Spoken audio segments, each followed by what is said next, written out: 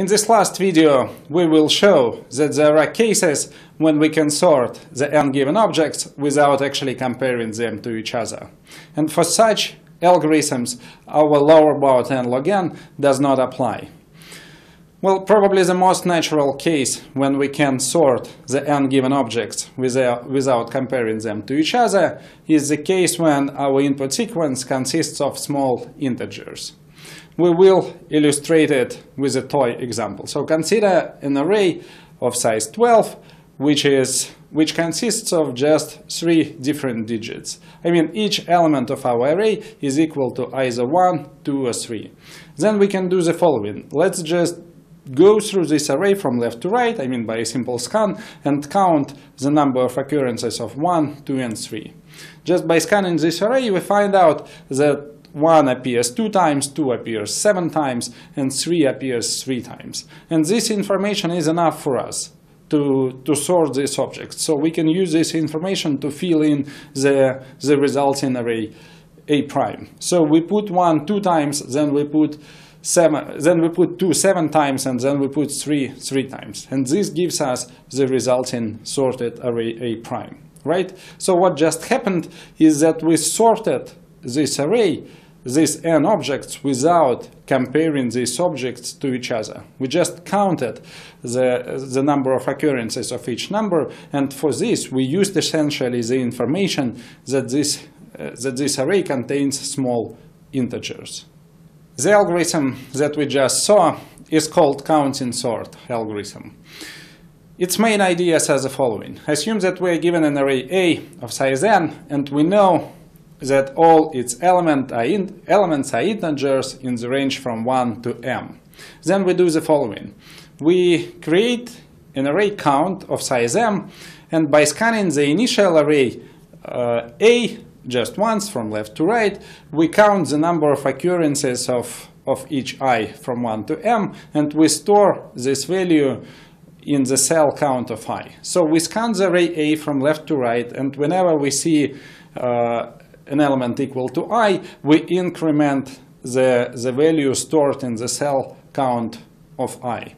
Then, when this array is filled, we can use this information to fill in the resulting array A prime, as we did in our toy example.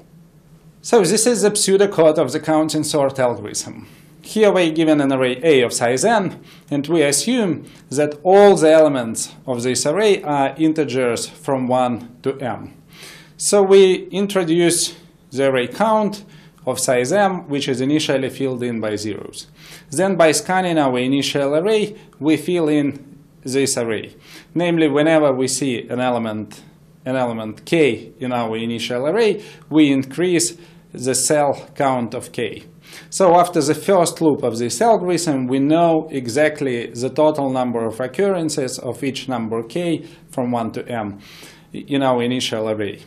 So, for example, in our toy example 2 slides before, we counted that the number 1 appears 2 times in our initial array, the number 2 appears 7 times in our initial array, and number 3 appears 3 times.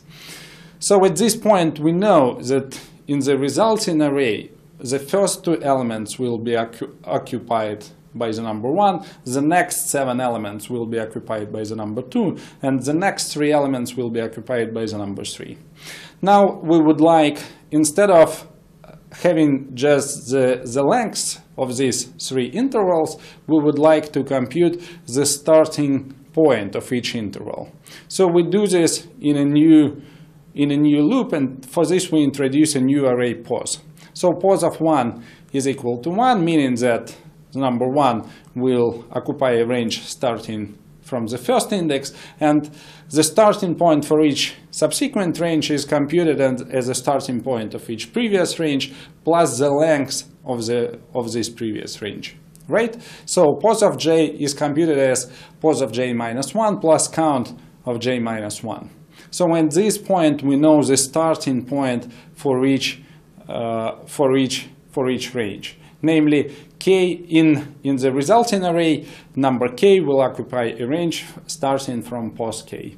Then we just scan our initial array, and whenever we see an element, we always know where to put it in the initial array.